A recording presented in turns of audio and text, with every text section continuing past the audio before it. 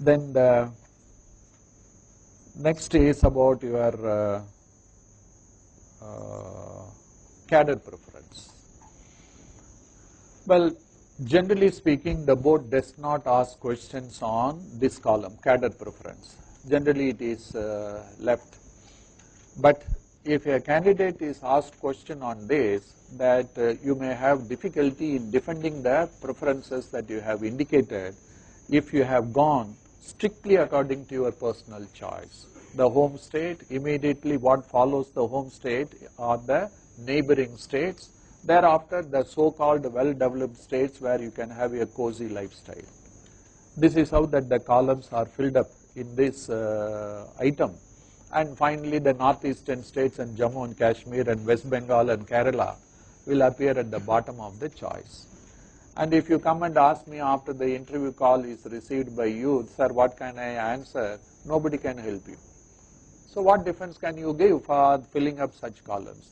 So pay little attention and don't look at the civil services merely as a career option, but also look at the civil services as an opportunity to serve the people. And because of this, keep job satisfaction in mind while filling up these cadre preference. I suggest you must have a balanced mix of your own personal choices and the kind of the developmental work you can do in your IAS and IPS and the kind of job satisfaction that you are looking for. For example, giving your home state and followed by few neighboring states is fine, understandable, provided the other part of the job preference or the cadre preference is balanced.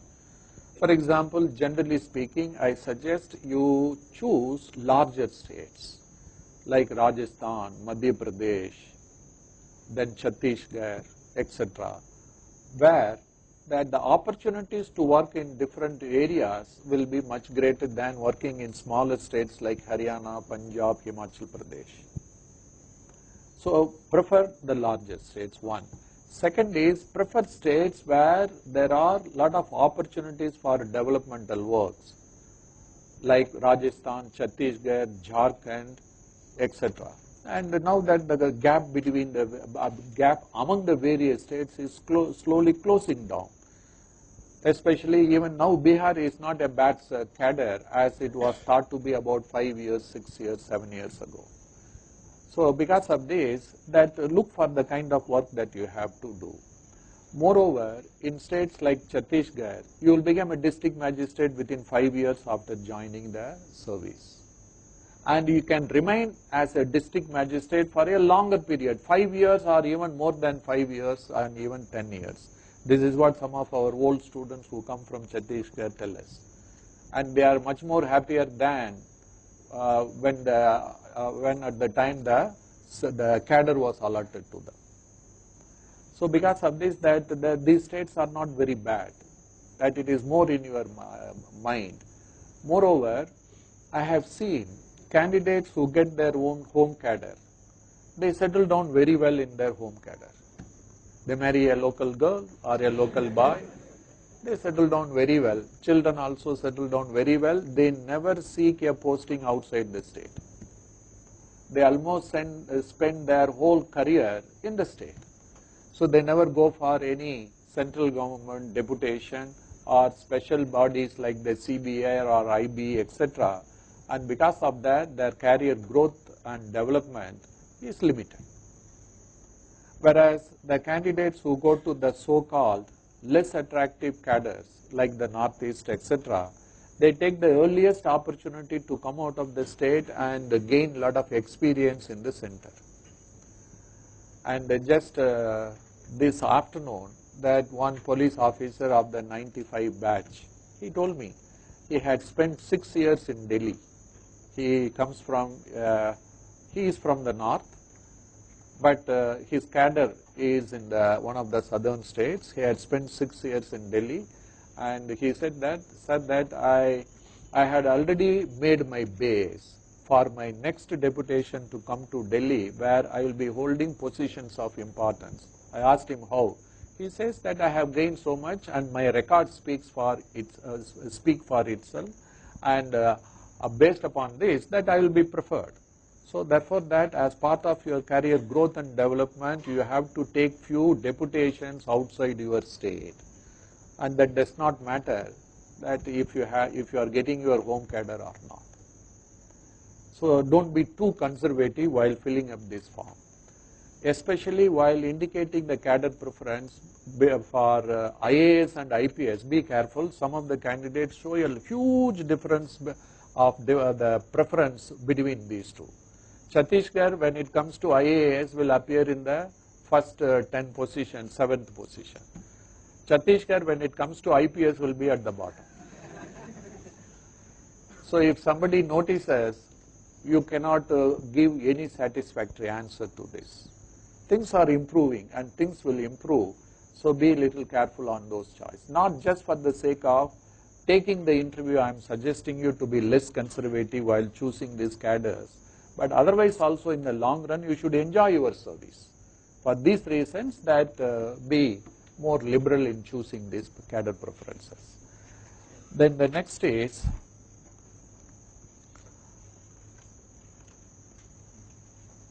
the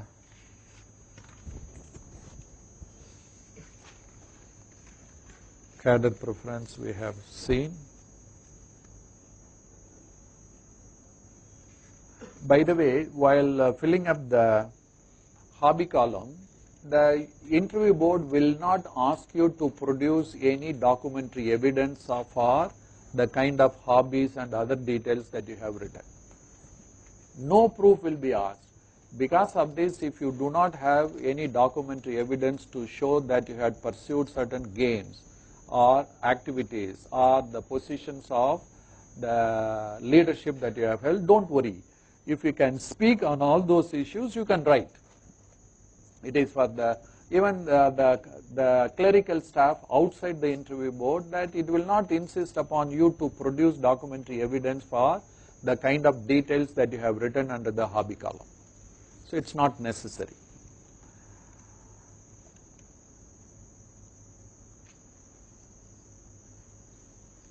Right. Preference. Yes. Next is preference of service.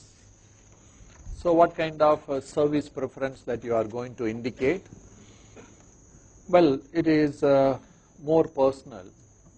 First and foremost, you should not get stuck up in a service for the rest of your career.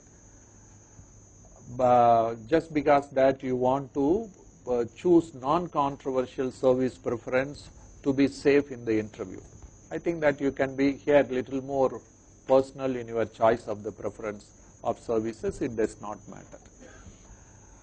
And all said and done, that I will give you the service preference based upon the career growth and development that they offer. All said and done, there is no service equivalent to IAS. But of course, you may have a specific liking for IFS or IPS, that is a different case.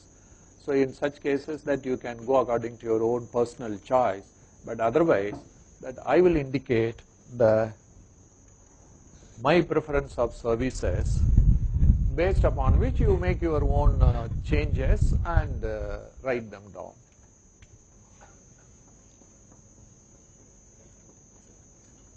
The first is IAS, the second is IPS or IFS, the third is IFS or IPS, either of them depending upon your choice. The fourth is IRS income tax. In fact, some of the candidates may even have a preference for IRS.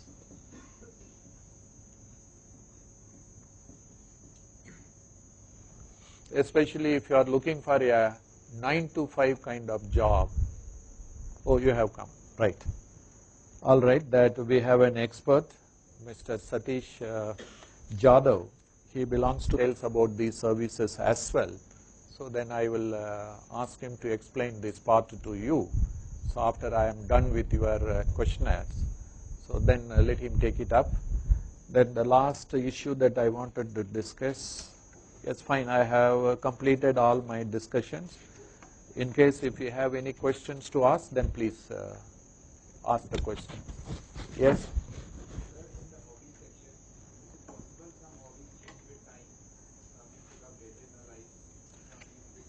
Yes, that as I said, you don't have to give any documentary evidence.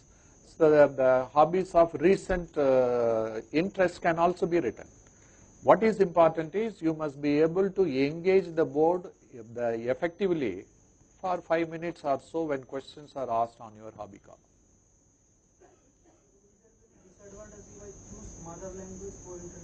No disadvantage at all. You can choose your the medium of interview, your own mother tongue.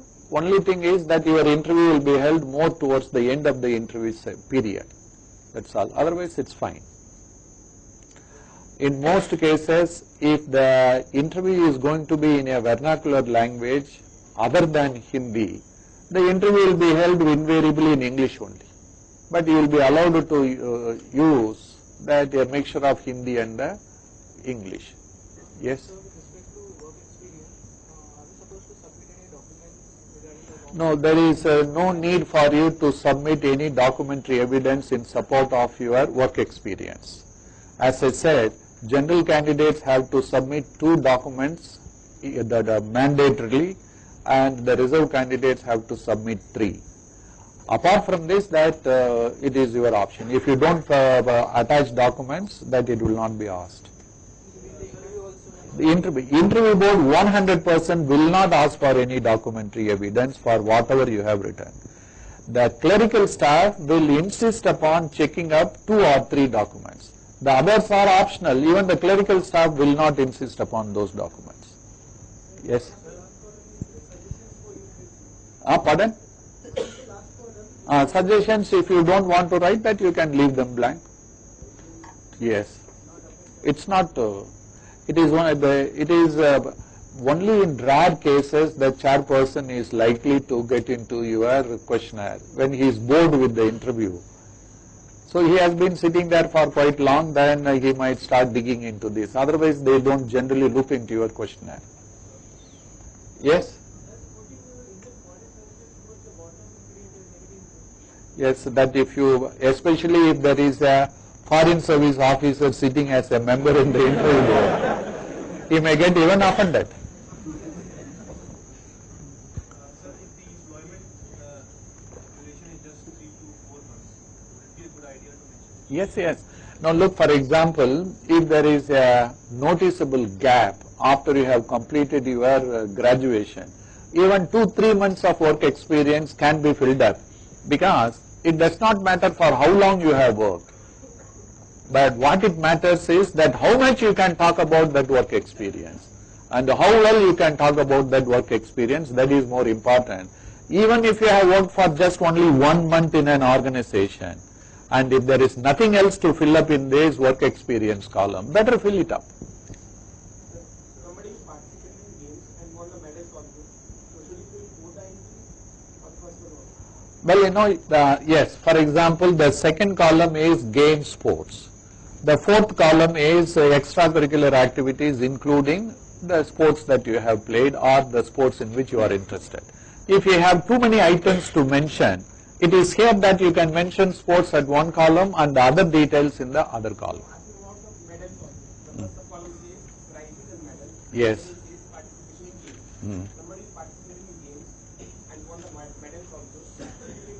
Then you can write it in both the columns.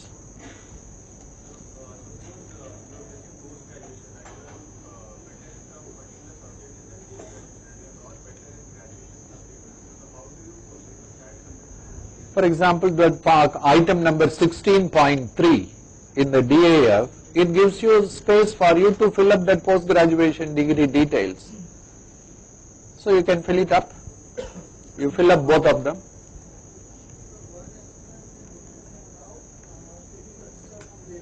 Work experience?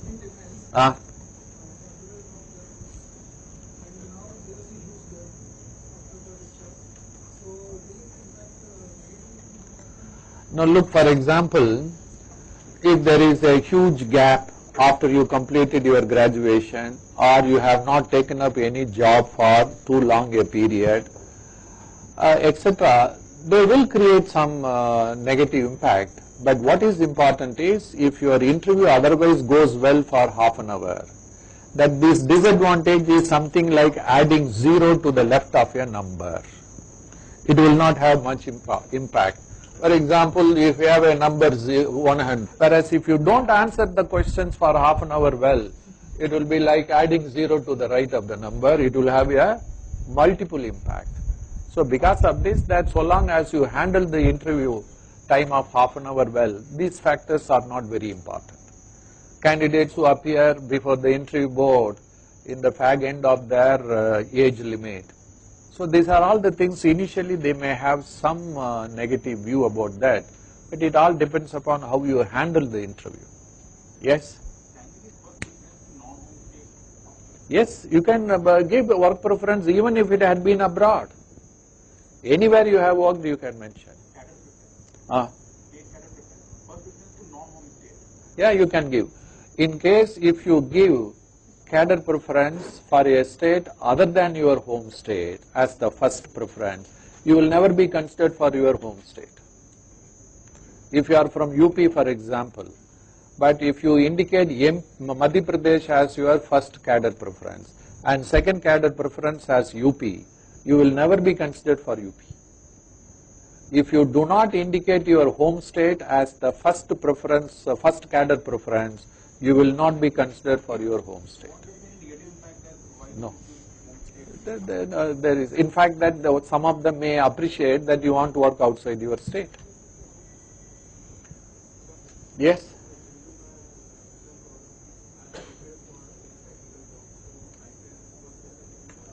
Yes, that if you are not eligible for technical services like IRTS, IPS, etc., you can indicate accordingly. You don't have to choose them.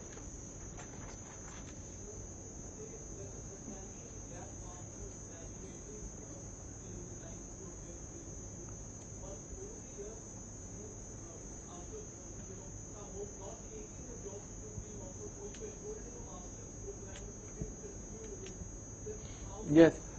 Now, for example, that you graduated long ago, there is a big gap.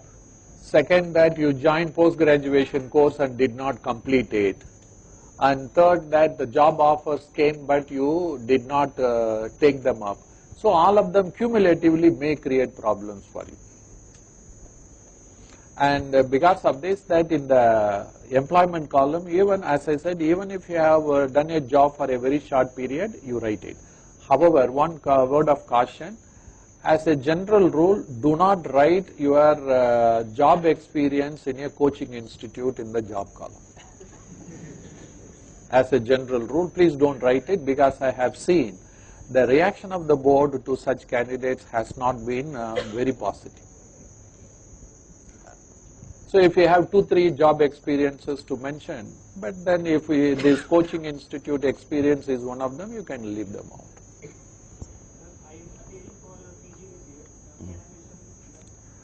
Well, I think what is the column number 16.3, that it is only the qualifications, or I don't remember well whether the item number 16.3 also includes the courses that you are doing at present. In that case you can mention, otherwise you can't. But anyway, most of the time that the board will ask you, what are you doing after your graduation? Then you can mention that you are doing your post-graduation.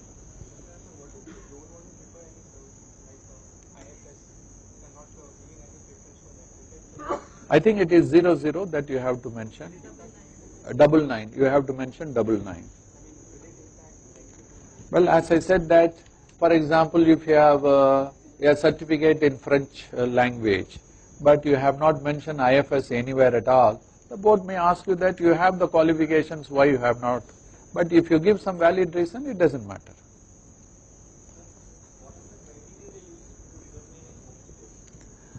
Well, no questions asked, you can choose any state as your home state. The only thing is you must be able to speak well on the home state related questions asked by the board.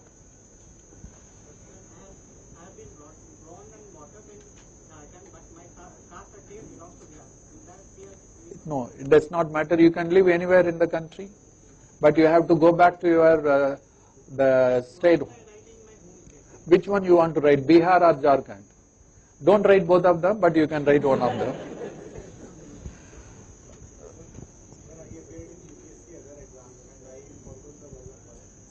If you have forgotten the roll numbers of the examinations conducted by the UPSC in the past, it does not matter. You write the year in which you had taken the exam and the name of the examination conducted by the UPSC.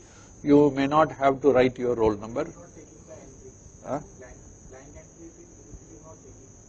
Then there is, huh? Then you write 0, then it will pick up. Yes, that the expert has come, he will answer your questions. Post-graduation afterwards. After you passed out of the college, then they will start counting.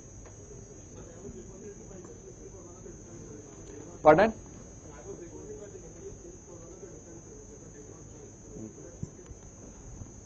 You have to quote it. If you don't quote it, then it is concealment of information. Because that it says any examination that you have taken conducted by the UPSC, you have to mention it, and since you have recommended for appointment, you better mention it. Then we can give some reasons, whatever reason for which you did not join, except that your mother didn't want you to join, all other reasons can be given. Yes?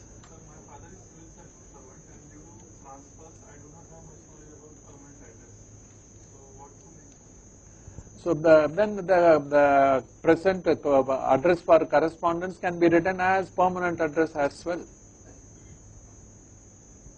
Yes. Which certificate?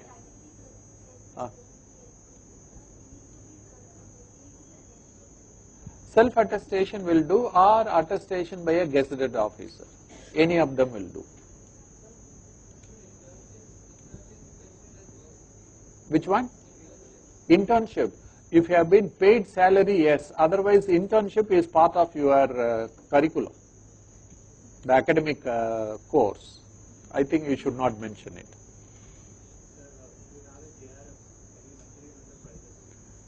No, it's not a prize. It's in educational qualification you can mention it. Net, you can mention it. Little louder, please.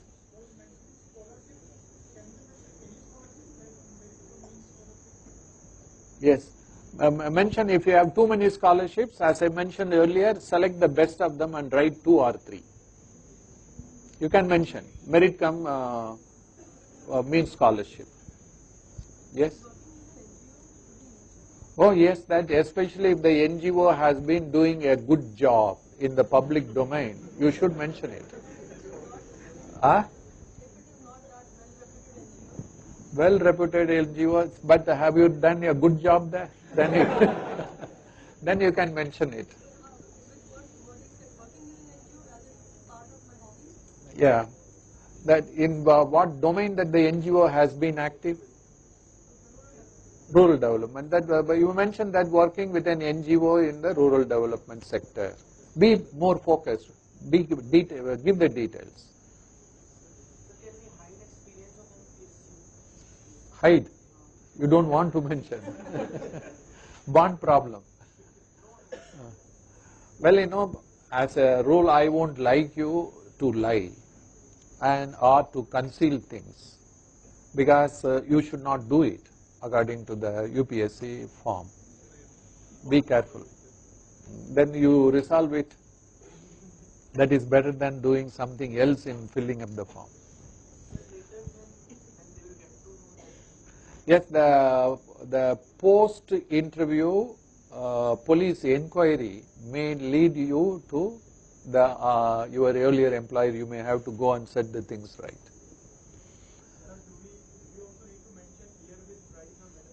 No, no need to mention the year in which you won it.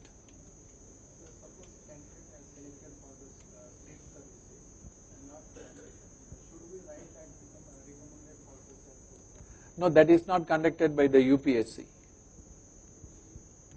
that you have to hope for your luck, where the board member asks, what are you doing? Then you can mention that you have been selected already by the State Public Service Commission for such and such job. Private? Clinic. Are you a medical graduate? Then you can mention it, especially if that clinic is doing some good job. Say for example, part of the time that you are giving free service or at a concessional rate, then you can mention it under the hobby column also, not necessarily only under the employment column.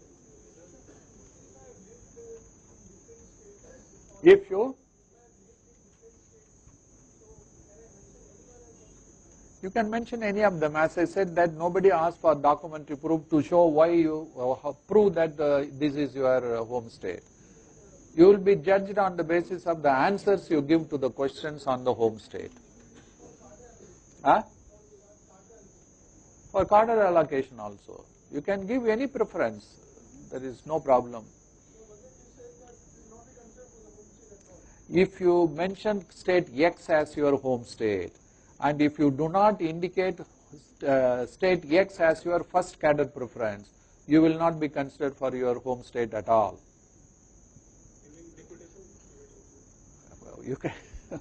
You can go on deputation to that state, that does not matter. Too long a shot that he has.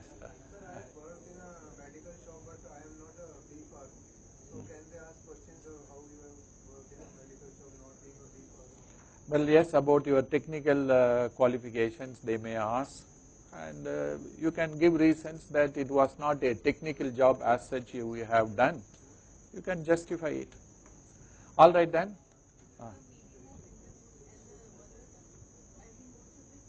No, not necessarily. Your mother tongue may be Kashmiri, but it may be Hindi. You can take the interview in Hindi, it doesn't matter.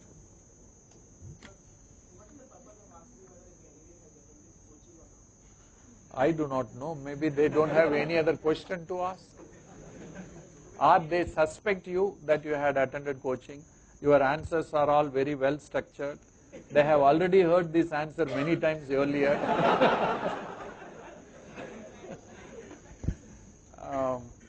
Well, generally speaking, I myself am not comfortable with this question if asked by the students, or what should I say? I can't say don't lie before the board, but at the same time I leave it to you to decide whether you will mention it with any level of comfort before the board. But what is important is be mentally aware that if this question is asked, what type of answer you are going to give.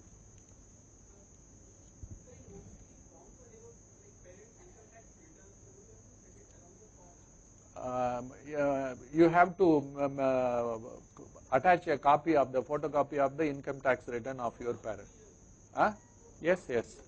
But if your parents do not file any income tax returns, their income is below the taxable level, then you can give a certificate issued by the employer.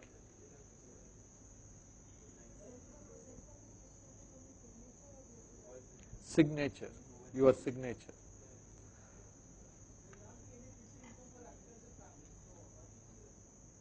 Then you write the average income. All right, so thank you very much. All the best.